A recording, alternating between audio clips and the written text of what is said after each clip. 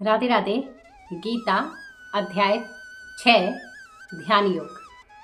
ध्यान योग में आज हम चर्चा करेंगे एक साथ अभी 4 श्लोकों की, जो है 20, 21, 22, 23।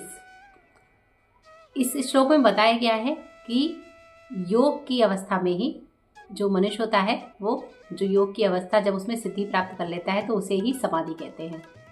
और ऐसा करने से जो भौतिक चीज़ें होती हैं उनसे वो संयमित हो जाता है और मनुष्य का जो मन है वो अपने आप को समझने लगता है, जिससे वह अपने अंतर मन में अपने आप से आनंद उठाता है, अपनी इंद्रियों को भी संयमित कर लेता है, सब पे वो अपनी तरह से विजय हासिल कर लेता है।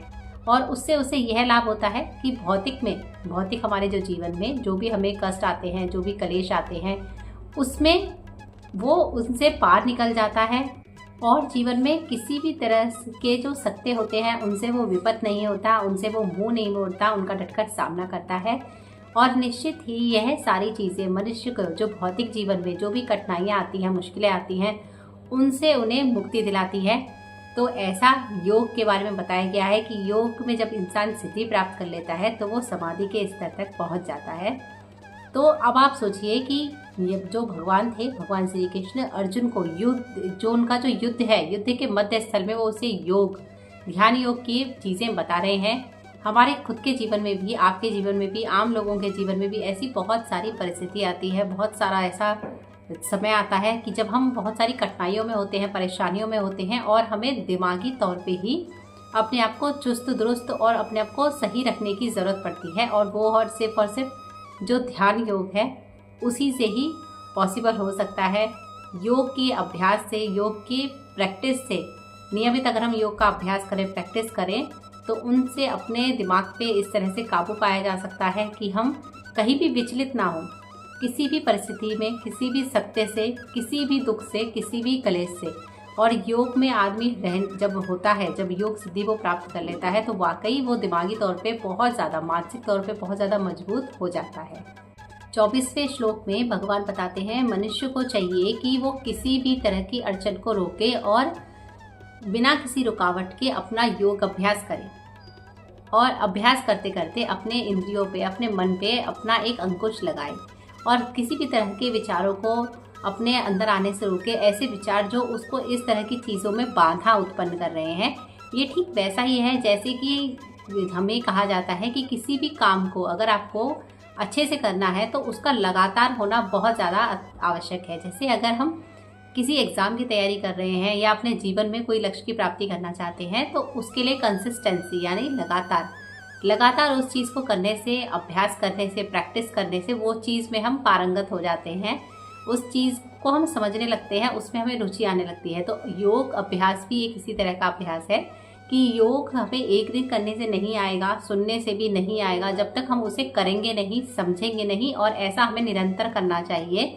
अपने मन के भटकाव में नहीं आना चाहिए। शुरुआत में मन बहुत ज़्यादा विचलित होता है, लेकिन मन को अंकुश रखो, मन पे पूरी तरह से वश रखो, कंट्रोल रखो, और हमें यह नियमित करना चाहिए। 25 और 26वें श्लोक में बताया गया है कि धीरे धीरे हमें अपने मन को इस चीज़ में लगाना चाहिए। इन दोनों श्लोकों में इस तरह से बताया गया है कि भाई योग में जब हम लगते हैं तो शुरुआत में हमारा मन बहुत ज़्यादा उछकता है, मन उसमें लगता नहीं है, काफ़ी सारे लोगों को तो नींद भी आने लग जाती है। लेकिन यहाँ पे बताया गया है कि धीरे धीरे अपनी इच्छाओं को, अपने मन को उसमें सुनिश्चित करना चाहिए, मन को उसमें लगाना चाहिए। किसी भी विचार को, बाहरी विचार को आने से हमें दिमाग में तुरंत रोकना चाहिए। एकाग्रचित हो गए, पूरी दृढ़ता के साथ यहाँ पे अपने आप को यहाँ केंद्रित करें, यहाँ केंद्रित करें, यहाँ केंद्रित करें। ऐसा योग अभ्यास में बताया गया है कि केंद्र हमेशा अपने मस्तक पे रखना चाहिए या फिर अपनी नाक की सीध में यहाँ रखना चाहिए। आंखों को पूरी तरह से ना बंद करना चाहिए, ना ही खोलना चाहिए, थोड़ी थोड़ी खुली, थोड़ी थोड़ी बंद रखनी चाहिए। और मन बहुत ज़्यादा चंचल होता है, ऐसा 26वें श्लोक में बताया गया है कि भाई बहुत ज़्यादा चंचल होता है, मन हमें बार बार खींच के इधर उधर भटकाता है। तो इधर उधर ना भटके, एकाग्रचित होकर अच्छी तरह से बैठें और अपने मन को अपनी आत्मा में सम्मिलित करें। 27वें श्लोक में भगवान बताते हैं जिस योगी का मन मुझ में स्थिर रहता है, यानी जो योग अभ्यास से धीरे धीरे भगवान के अंदर अपना मन लगाने लगता है, अपने मन को स्थिर करता है, योग की अवस्था में जाने लगता है, वो किसी भी बाहरी चीज़ों से विचलित नहीं होता और उसके बाद उसकी जो मुक्ति है वो बिल्कुल ही सुनिश्चित हो जाती है। जब तक हम भौतिक जीवन में हैं और जीवन पूर्ण होने के बाद जब हमें भगवत प्राप्ति होगी तो यह निश्चित उन लोगों के लिए हो जाता है कि भाई उन्हें तो भगवत धाम की प्राप्ति ही होगी जो शुरुआत से इस अवस्था का अभ्यास कर रहे हैं, यानी कि योग का अभ्यास कर रहे हैं। यह योग सिर्फ ठीक वैसा ही है जैसे आपको कोई कहे कि आप एक स्थिति में बैठ जाएं, अपने आप को बिल्कुल सीधा करके और एक तरफ ही ध्यान केंद्रित करें। और ध्यान केंद्रित करने के लिए सबसे अच्छा होता है कि भगवान का नाम स्मरण दिमाग में रखना। जहाँ पे आप नाम स्मरण कर सकते हैं, कोई चौपाई कर सकते हैं, कोई मंत्र उच्चारण कर सकते हैं, उसी पे अपना ध्यान केंद्र करें।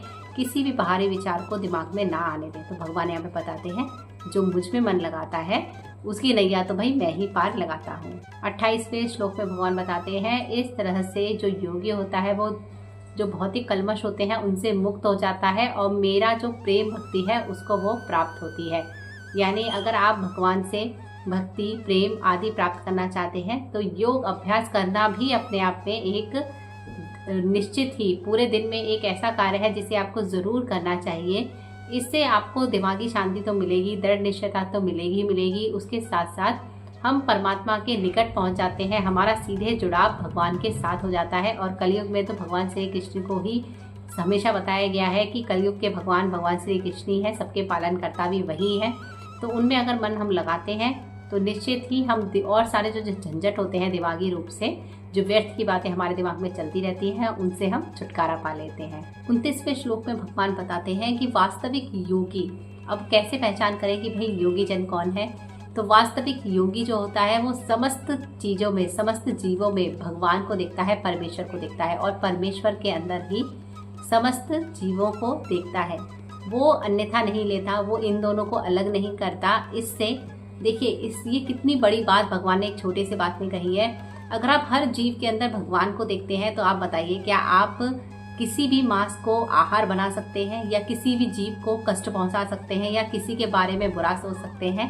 अगर हमारे दिमाग में यह बात आ जाए कि भाई जो हम जिससे हम नफरत करते हैं उसके अंदर भगवान है तो हमारी नफरत तुरंत ही खत्म हो जाएगी। लेकिन ये वास्तविक सत्य है कि इसलिए है ताकि हम नफरत, बुराई, घृणा, जो हमारे दिमाग में जो सोचें आती रहती हैं, जलन, ईर्ष्या, भेदभाव, इन सब से हम लोग छुटकारा पा सकें। बहुत बड़ी बड़ी बातें गीता में बहुत ही सरल शब्दों में बताई गई हैं। तो भगवान कहते हैं जो इस तरह के व्यक्ति होते हैं वह मुझे सब रूपों में मुझे ही देखते हैं, मुझे ही ढूंढते हैं और मुझ में सब लोगों को देखते हैं। 30वें श्लोक में भगवान कहते हैं कि जो व्यक्ति, ऐसा योगी व्यक्ति या जो भी व्यक्ति सभी चीज़ों में मुझे देखता है और मुझ में सभी को दिखता है, ऐसे इंसान के लिए कभी भी मैं अदृश्य नहीं होता। और मेरे लिए भी ऐसे लोग, ऐसे भक्त, ऐसे सज्जन कभी भी अदृश्य नहीं होते। यानी ऐसे लोगों को भगवान हमेशा कहीं ना कहीं से देखते रहते हैं और ऐसे लोग हर किसी के अंदर भगवान को ही देखते हैं, इसलिए भगवान के लिए वे कभी भी अदृश्य नहीं होते हैं। तो गीता आज हमें यही बात बताती है कि अपने मन के अंदर किस तरह से हम खुशी पा सकते हैं, खुश रह सकते हैं। योगी जन जो होते हैं वो बड़े संतोषी होते हैं क्योंकि वो हर जगह भगवान को ही देखते हैं और भगवान में सबको देखते हैं।